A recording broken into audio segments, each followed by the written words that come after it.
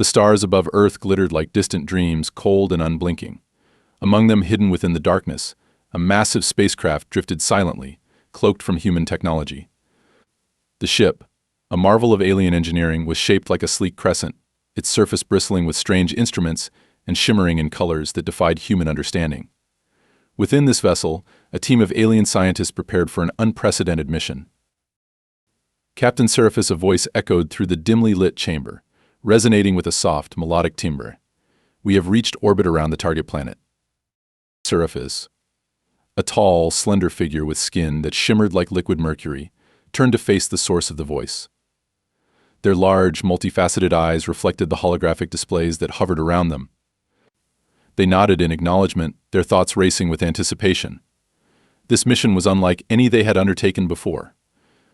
Prepare the collection unit, Seraphis ordered, their voice smooth and commanding. We will begin the operation immediately. As the crew moved to execute the command, the atmosphere within the ship hummed with quiet excitement. The alien scientists had traveled across galaxies to reach this small blue planet, their goal to study the planet's apex predators, the dominant species that had evolved to rule its ecosystems. Humans. The aliens had chosen their targets carefully. They had observed Earth for decades, silently monitoring the creatures that roamed its surface. The humans fascinated them more than any other species. They were unpredictable, highly intelligent, and capable of both great violence and profound compassion. To the aliens, humans were a puzzle, a species that defied simple categorization. Seraphis floated toward the central control room, where the chief scientist, Lyra, was overseeing the final preparations. Lyra's appearance was even more ethereal than Seraphis. Her elongated limbs moved with fluid grace, and her voice was a whisper of wind through leaves. Are the containment chambers ready? Seraphis inquired as they entered the room. Lyra nodded, her silvery eyes flickering with an inner light. The chambers are fully operational, Captain. We've calibrated them to mimic various Earth environments to minimize stress on the subjects. Good, Seraphis replied, pleased with the efficiency and the targets. Lyra gestured to a large holographic map of Earth. Dozens of dots were scattered across the planet, each representing a human. We've selected a diverse group. They are leaders, thinkers, and warriors, individuals who represent the extremes and potentials of their species. Seraphis studied the map, their mind absorbing the data. Begin the retrieval process. Use the stasis beams to ensure they are brought aboard unharmed. I want the subjects alive and intact. With a swift nod, Lyra activated the ship's systems. Deep within the vessel, machines whirred to life, preparing to reach down to the planet and snatch the unsuspecting humans from their homes, workplaces, and lives. The process was meticulous, the technology far beyond anything Earth could comprehend. Within moments, the first group of humans was locked in stasis, their bodies suspended in a dreamless sleep as they were transported to the alien ship. Seraphis observed the process with detached interest. Each human represented a piece of the puzzle, a clue to understanding what made them the apex predators of their world. The scientists on board were eager to begin their experiments, to dissect the minds and bodies of these strange creatures. But not everyone on Earth was oblivious to the abductions. Miles below the alien ship, nestled in a remote bunker beneath the Colorado Rockies, a group of people monitored the skies with an array of cutting-edge technology. The facility was top secret, known only to a handful of the world's most powerful leaders. And within its walls, the team had long suspected that Earth was not alone in the universe. John Lawson, the project leader, sat at the main console, his eyes fixed on the screen before him. A series of anomalies had appeared in Earth's orbit, and they matched the signatures of the inexplicable phenomena he had been tracking for years. The glow from the monitors reflected off his weathered face, his blue eyes narrowing as he processed the data. Are you seeing this? John's voice was tense as he called to his second in command, David Morales, who was scanning the data on another terminal. Yeah, David replied, his brow furrowing in concentration. These energy readings are off the charts. Whatever it is, it's not from around here. John nodded, his thoughts racing. He had spent years preparing for this moment, studying every strange occurrence that pointed to extraterrestrial activity. But now that it was happening, the weight of responsibility pressed heavily on him. It's happening, David. They're here. David, a lanky man with a sharp mind and a sharper tongue, looked up, concern etched on his face.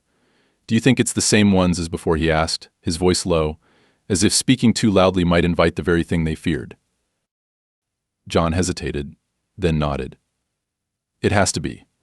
The patterns match, and the timing is too perfect to be a coincidence. They're back. And they're taking people. David's eyes widened in alarm. We have to warn someone. We can't just let them do this. Who would believe us, John said bitterly. The last time we tried to raise the alarm, they laughed us out of the room. We don't have proof, just readings and speculation. David set his jaw, the determination in his eyes mirroring John's. Then we get proof. We track them, we find out where they're taking these people, and we get them back. John looked at him, seeing the resolve in his eyes. He knew David was right. They couldn't just sit by and let this happen. Not again. The memory of a failed mission years ago, when they had lost a team to a similar anomaly, haunted him still. This time he wouldn't fail. All right, John said, his voice firming. We'll need to mobilize our best assets. This is going to be a covert op. We can't involve the military too much red tape, and it'll attract attention. David nodded, already moving to gather the necessary resources. I'll get the team together. We're going to need our best pilots, engineers, and tech specialists. As David left the room, John turned back to the screen, watching the blips that represented the alien craft. He felt a chill run down his spine. They had trained for this, planned for it, but now that it was happening, the reality was terrifying. He couldn't shake the fear that, once again, they were walking into a trap. They're not going to get away with this, he muttered to himself, his resolve hardening. Not on my watch. Meanwhile, aboard the alien ship, the captured humans were brought to the containment chambers, each one placed in an environment tailored to their needs. The chambers were transparent, allowing the scientists to observe their subjects closely. Scifias and Lyra moved from chamber to chamber, studying the humans with keen interest. This one, Lyra said, pointing to a man in his mid-30s, muscular and with a commanding presence, is a military leader. His records indicate extensive combat experience. He may provide insight into their strategies for survival. Scifias nodded, their gaze shifting to the next chamber, where a woman in her late 20s was floating in a stasis field. Her dark hair fanned out around her, and a look of serene peace was etched on her face. And this one, Scifias inquired. She's a scientist, Lyra replied. A leader in the field of biology, particularly in genetics. Her work could help us understand the evolutionary path of their species. Scifias continued down the line, observing the diverse collection of humans. Each one was a potential key to unlocking the mysteries of their kind. But as they studied their captives, an uneasy feeling began to grow in the back of Scifias' mind. These creatures were powerful, resourceful, and unpredictable. Would they truly remain contained? Back on Earth, John and David's team was rapidly coming together. In a secure underground hangar, they gathered their equipment and prepared for what might be the most dangerous mission of their lives. John briefed the team, his voice steady but urgent. We believe that the anomalies we've detected are related to a series of abductions occurring across the globe. The targets are high-profile individuals, military leaders, scientists, thinkers. We have reason to believe that extraterrestrial forces are responsible. There was a murmur of disbelief among the group, but they all knew better than to dismiss John's claims. They had seen enough strange things in their line of work to keep an open mind. Our objective, he continued, is to track these abductions to their source and retrieve the captives.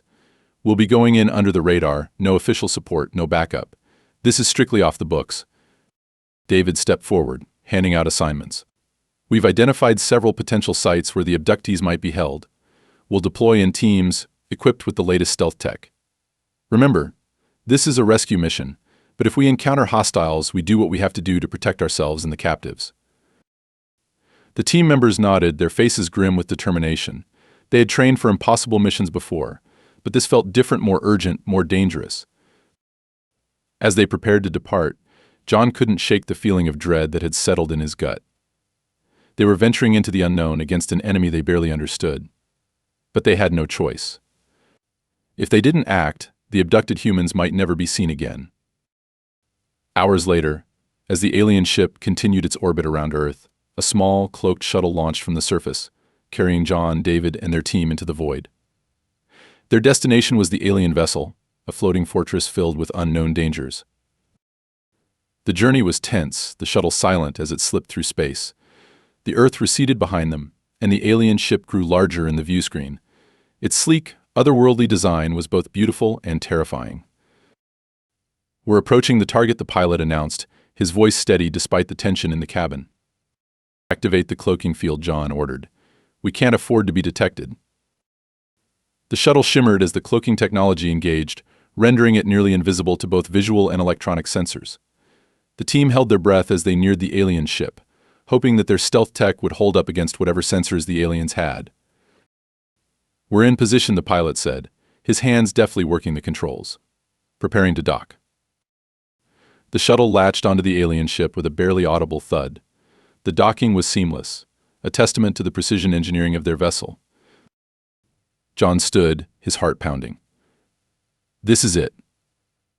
Remember the mission: find the captives, get them out, and don't engage unless absolutely necessary. We're in and out, no heroics." The team nodded, their faces set in determination as they moved to the airlock. The door slid open with a hiss, revealing a short passage that led into the alien ship. The atmosphere inside was different, cooler, with a faint metallic scent that made John's skin prickle. They moved swiftly, silently, their weapons at the ready. The interior of the ship was unlike anything they had ever seen, sleek, almost organic in design, with walls that seemed to pulse with a faint, inner light. Strange symbols and patterns adorned the surfaces, giving the place an eerie, otherworldly feel. "Stick to the plan," John whispered as they advanced deeper into the ship. "We need to find a control center or some sort of command room. That's where we're likely to find intel on where they're keeping the captives." As they crept through the corridors, they encountered no resistance. The ship seemed eerily empty, as if the aliens hadn't expected any intruders. But John knew better than to let his guard down. The aliens might be advanced, but humans had a knack for being unpredictable. They finally reached a large chamber that looked like some sort of control room. Holographic displays hovered in the air, filled with alien symbols and data. In the center of the room, a large console pulsed with energy. "This must be it," David whispered, moving toward the console. "If we can hack into this, we might be able to find out where they're keeping the captives." John nodded, keeping watch while David worked. The seconds stretched into minutes as David's fingers flew over the console, bypassing security protocols and decrypting alien codes. Finally, he let out a quiet exclamation. "I've got something," he said, his voice low but urgent. "There's a section of the ship that's heavily guarded.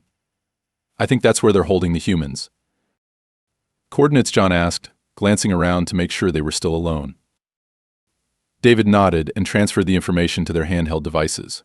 "Got it. Let's move." As they exited the control room, they picked up the pace, following the directions on their screens. The corridors became more labyrinthine as they neared the guarded section, and the air grew tense with the anticipation of confrontation. When they finally reached their destination, they found themselves facing a large, sealed door. Beyond it, they could hear the faint hum of machinery and what sounded like muffled voices, human voices. "This is it," John said, his heart pounding. "Get ready." David and the others took positions, their weapons trained on the door as John approached the control panel. He took a deep breath, then activated the door's mechanism. With a low hiss, the door slid open, revealing a large chamber filled with containment pods. Inside each pod, a human floated in stasis, unconscious but alive. The room was filled with a soft, blue light, casting an eerie glow over the scene. "We found them," David breathed, relief and dread mixing in his voice.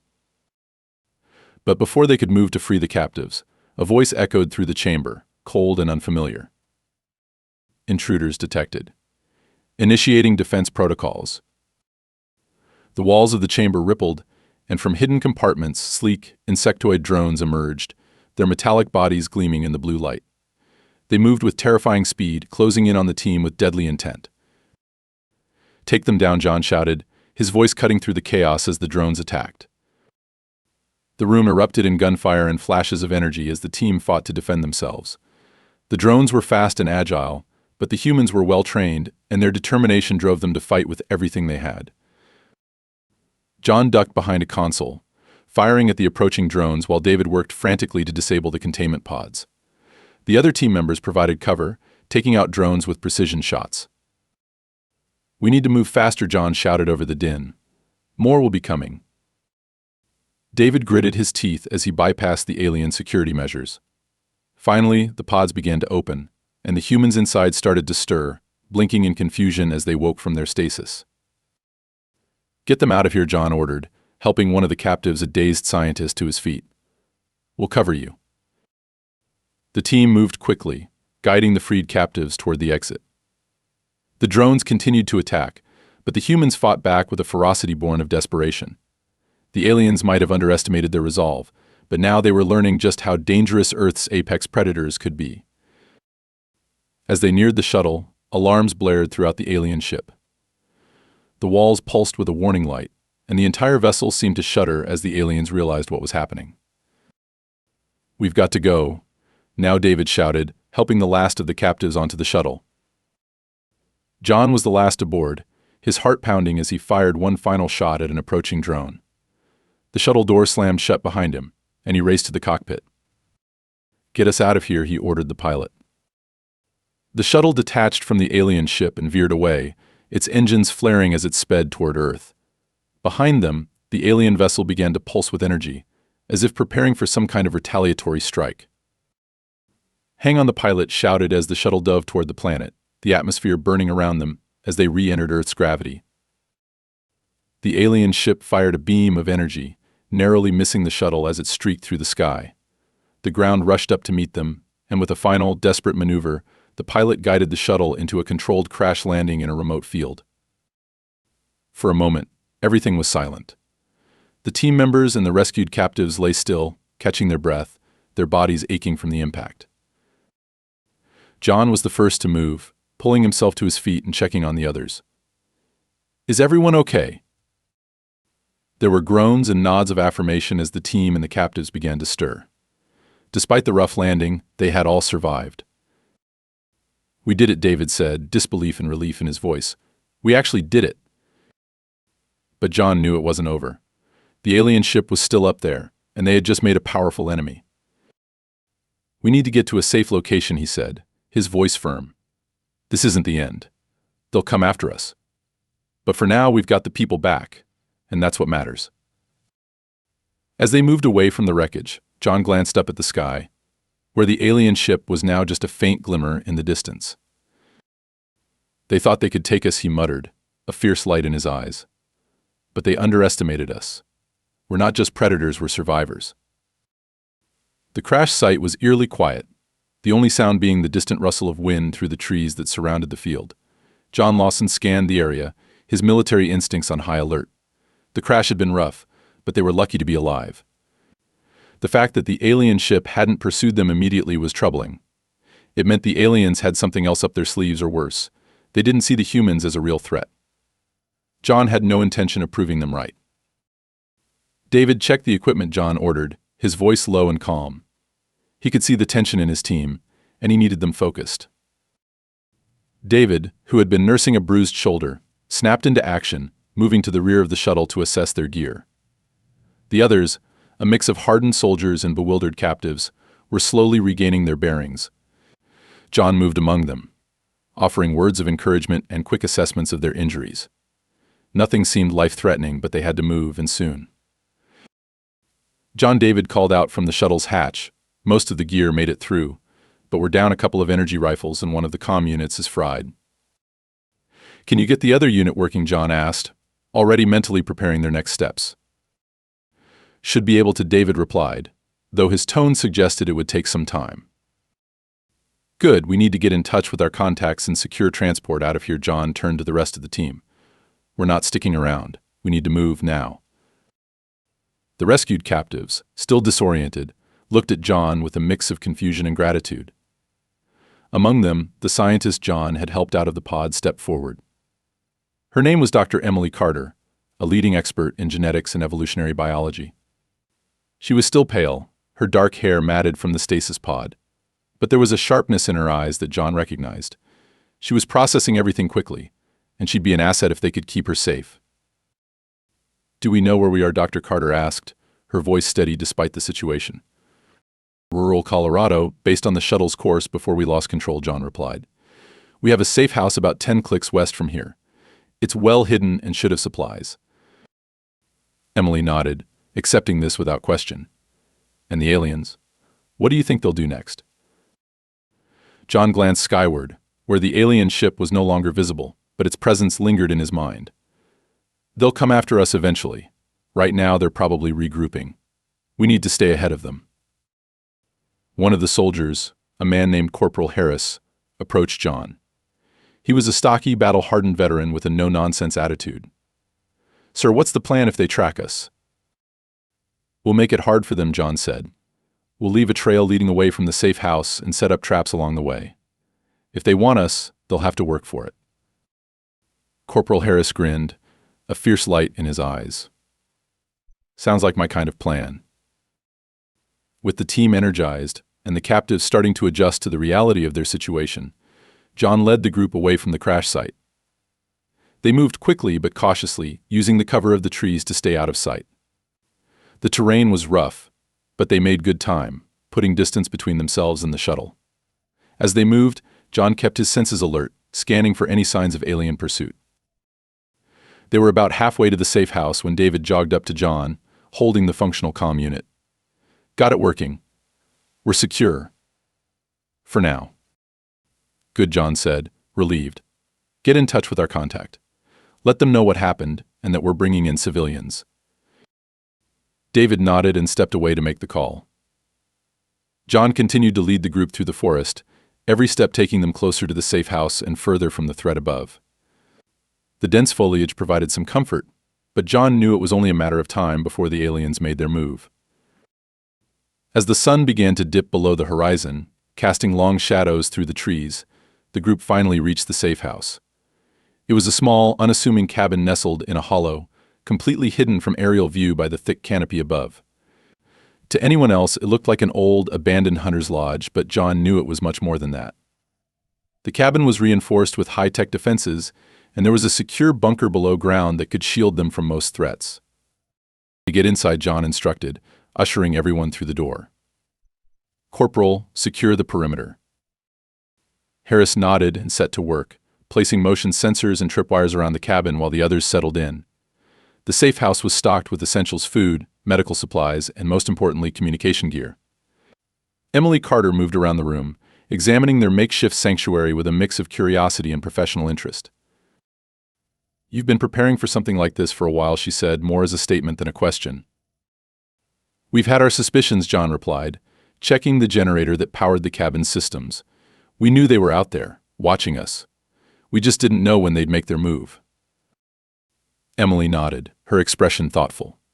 "And now that they have." "Now we fight back," John said, his voice resolute. As night fell, the group huddled inside the cabin, waiting for the next move. David was in contact with their allies, relaying the situation and requesting immediate extraction. But they knew it wouldn't be easy. The aliens were out there somewhere, and they wouldn't let their prize go without a fight. It was late into the night when the first signs of trouble appeared. The motion sensors Harris had set up outside began to beep softly, indicating movement in the woods surrounding the cabin. John was instantly alert, his hand going to the sidearm holstered at his hip. The others tensed, eyes darting toward the windows, but John held up a hand, signaling them to stay calm. "Stay here," John whispered, his voice barely audible. "I'll check it out." Harris moved to join him, but John shook his head. "You're needed here. Keep everyone safe." Reluctantly, Harris nodded, his hand tightening around his rifle. "Be careful, sir." John slipped out the back door, moving silently through the darkness. The forest was alive with the sounds of the night, but John's trained ear picked out the unnatural rustling nearby. He crouched low, blending into the shadows as he approached the source of the disturbance. As he neared, he saw a figure moving through the trees, their outline barely discernible in the darkness.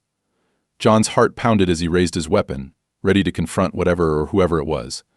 But as the figure stepped into a patch of moonlight, John felt a surge of relief. "David," John hissed, lowering his weapon. David turned, his face tense but relieved as well. "John, I was just securing the last of the sensors when I saw something. There's movement all around us." "Aliens?" John asked, his voice low and urgent. "Could be," David replied, his expression grim. "I couldn't get a clear look, but they're moving in fast. We need to prepare for a fight." John nodded, his mind racing. "Get back to the cabin. Tell the others to arm themselves and get ready. I'll circle around and try to flank them." David hesitated for a moment, then nodded and sprinted back toward the cabin. John took a deep breath, steeling himself for what was to come. He moved through the trees like a ghost, his every sense focused on the task at hand. The forest was dark and dense, but John's military training had taught him how to navigate such terrain with ease. As he made his way toward the source of the disturbance, he could hear the faint hum of alien technology. It was a sound he had become familiar with during their earlier encounters, a low, resonant thrum that seemed to vibrate through the very air. John slowed his pace, moving with even greater caution. He could see faint lights ahead, flickering through the trees, and he knew he was getting close. Finally, he reached the edge of a small clearing and froze. There, standing in the center of the open space, were 3 alien drones, their insectoid bodies gleaming faintly in the moonlight. They moved with precise, deliberate motions, scanning the area with sensors that glowed a soft blue. John's breath caught in his throat as he realized that these were advanced recon units designed to track and capture their targets. He needed to disable them before they could relay their findings back to the mothership. John slowly drew a small, high-tech device from his belt, a signal jammer that David had designed specifically for this kind of situation. It was untested, but it was their best shot. John took a deep breath, then activated the jammer. A pulse of energy radiated from the device, disrupting the drone's communications. Immediately, the drones began to twitch and jerk, their movements becoming erratic. John seized the opportunity, rushing forward with his sidearm raised. He fired off precise shots, each one finding its mark in the drone's central processors. Sparks flew, and the drones collapsed to the ground, their lights fading to black. John quickly disabled the remaining drone, ensuring that it was completely inoperative before moving to examine the area. He found no signs of other aliens, but he knew this was just a scouting party. The real threat was still out there, waiting for the right moment to strike. John hurried back to the cabin, his mind racing with possibilities.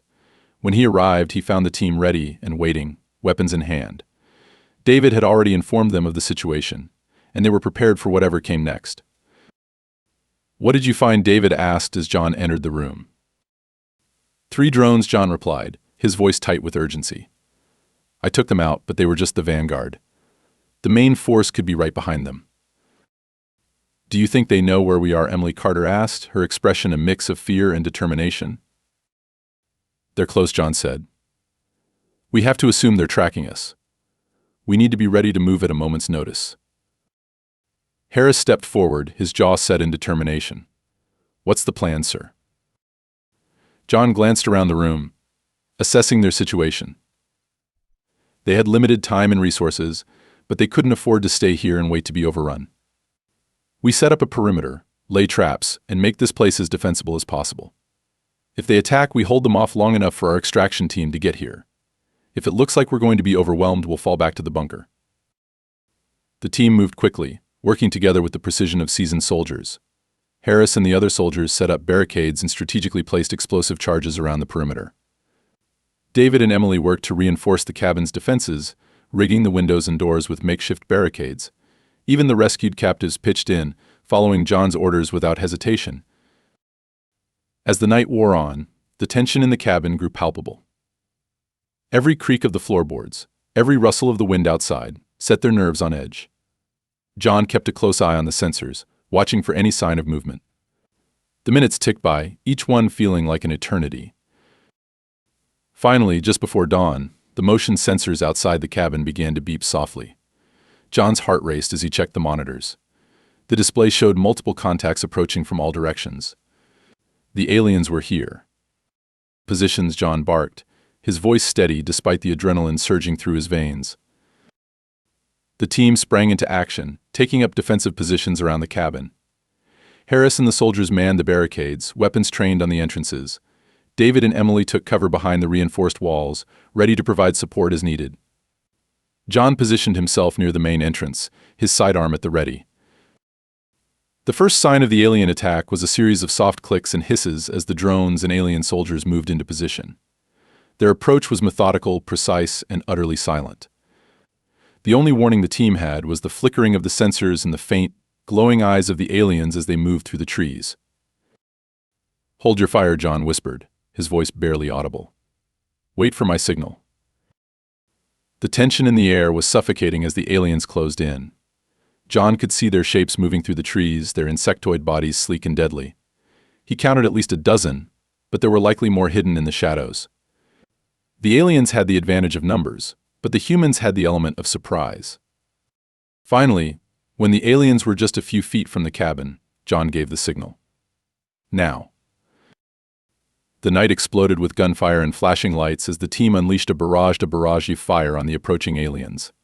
The traps they had set around the cabin sprang into action, detonating with deafening booms and sending shrapnel flying through the air. Several of the alien drones were caught in the explosions, their bodies ripped apart by the blasts. But the aliens were relentless. They pushed forward, their advanced armor and shields absorbing much of the initial attack. The surviving drones moved in, their weapons blazing with deadly precision. The cabin's walls shook as the aliens returned fire, their energy blasts cutting through the wooden structure like a hot knife through butter. "Keep firing," John shouted, his voice barely audible over the chaos. He fired his sidearm at an approaching drone, hitting it squarely in the sensor cluster and sending it crashing to the ground. Harris and the soldiers fought with fierce determination, their weapons blazing as they held the line. The air was thick with smoke and the acrid smell of burning wood as the cabin began to catch fire. But the humans were holding their own, for now.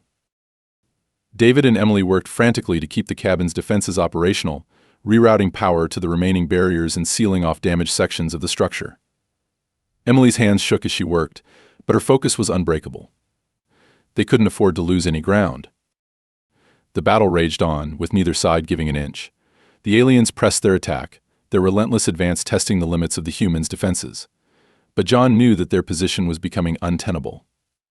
The cabin was slowly being torn apart, and the aliens were showing no signs of letting up. As the first light of dawn began to break through the trees, John realized they had no choice. They couldn't hold the cabin any longer. "Fall back," John shouted, his voice cutting through the noise of the battle. "Everyone, to the bunker." The team began to retreat, covering each other as they moved toward the trapdoor that led to the underground bunker. Harris and the soldiers laid down suppressive fire, keeping the aliens at bay as the others descended into the safety of the bunker. John was the last to go, firing one final shot at an approaching alien before diving through the trapdoor and sealing it behind him. The sound of the battle outside was muffled as the heavy door clanged shut, but John knew the aliens wouldn't be far behind. The bunker was a small, reinforced chamber, designed to withstand even the most determined assault. It was equipped with a secondary comms unit and enough supplies to last for several days. But it wasn't meant to be a permanent refuge. They needed to be extracted, and soon. David was already at the comms unit, frantically trying to raise their contact. Come on, I'm getting nothing but static." John cursed under his breath. The alien attack must have damaged the comms array. Without communication, they were cut off from the outside world. "Keep trying," John said, his voice grim. "We need to get a message out, or we're dead." The others huddled in the bunker, their faces pale and exhausted. Emily sat against the wall, clutching a small medkit as she tried to catch her breath. Harris was reloading his rifle, his hands steady despite the tension in the room. "We can't stay here forever," Harris said, his voice low. "If they get through that door." "They won't," John said, though he knew the odds were against them. "We just need to hold out a little longer." As the minutes ticked by, the situation grew more desperate. The aliens were relentless, pounding on the bunker door with everything they had. The walls shook with the force of their assault, and John knew it was only a matter of time before they breached the defenses. Then, just as hope seemed to be fading, the comms unit crackled to life. David's eyes widened in disbelief as a voice came through the static. "This is Eagle One. Do you copy?" David grabbed the microphone, his voice filled with relief. "Eagle One, this is Lawson. We're pinned down, need immediate extraction." "Copy that, Lawson. Hold tight, we're inbound." ETA, 5 minutes. John felt a surge of hope. "We need to make it to the extraction point," he said, turning to the others. "Get ready to move." Harris grinned, his grip tightening on his rifle. "Just give the word, sir." John waited until he heard the faint sound of helicopter rotors in the distance. Then, with a deep breath, he gave the order. "Go, go, go." The team burst out of the bunker, weapons blazing as they fought their way through the remaining aliens. The extraction team arrived just in time, a black helicopter descending from the sky with a deafening roar. The side doors slid open, and a group of heavily armed soldiers emerged, providing cover as John and his team made their way to the chopper. The battle was fierce, but the sight of reinforcements renewed the humans' resolve. They fought with everything they had, determined to make it to the helicopter. One by one, they climbed aboard, until only John and Harris remained on the ground. "Come on," Sir Harris shouted, covering John as he ran for the chopper. But as John neared the helicopter, an alien drone emerged from the trees, its weapon aimed directly at him. Time seemed to slow as John saw the energy blast hurtling toward him. He braced for impact, but at the last moment Harris threw himself in front of John, taking the full force of the blast. "Harris!" John shouted, his voice filled with anguish as he caught the corporal's falling body. The soldier was barely conscious, blood seeping from the wound in his chest. "Go. Get out of here," Harris gasped, his voice weak. "No way in hell," John growled, dragging Harris toward the helicopter. The other soldiers provided cover, and with a final burst of strength, John hauled Harris aboard. "Get us out of here," John shouted to the pilot as he collapsed onto the floor of the chopper. The helicopter lifted off, its rotors slicing through the air as it ascended away from the battlefield. The remaining aliens fired after them, but their shots went wide, missing the rapidly ascending chopper. The team watched in silence as the alien ship loomed in the distance, its dark silhouette a reminder of the danger they had just escaped. As they sped away, John turned his attention to Harris. The corporal was pale, his breathing shallow, but he was still alive. "Hang in there," Harris John said, his voice tight with emotion. "You're going to be okay." Harris managed a faint smile, his eyes half closed. "Just doing my job, sir." The helicopter flew on, carrying them away from the battlefield and toward safety. But John knew that this was far from over. The aliens had made their move, and Earth's apex predators had fought back with everything they had. But the war was just beginning. As the chopper soared over the mountains, the first rays of dawn broke through the clouds, casting a golden light over the landscape below. John looked out over the horizon, his thoughts already turning to the battles yet to come. "We'll be ready," he whispered to himself, his resolve stronger than ever. "We'll be ready."